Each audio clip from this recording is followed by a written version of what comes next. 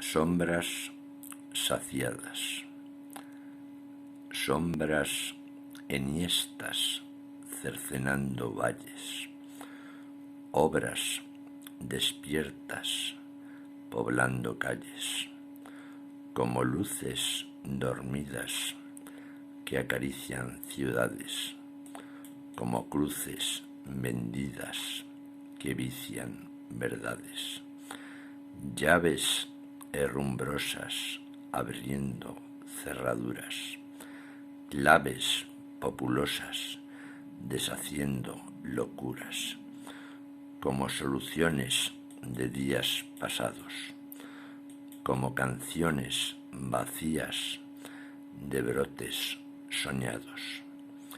Quisiera esperar noches escandalosas, pudiera poblar derroches con esposas, entre haciendas nunca entendidas, como contiendas nunca emprendidas. Soñé quimeras de horas anunciadas, salté fronteras que atesoras con hadas.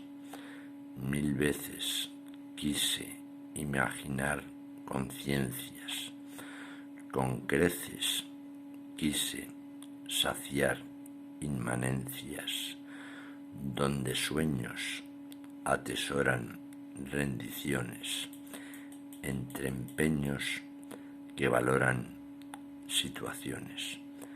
Textos de Miguel de Asens.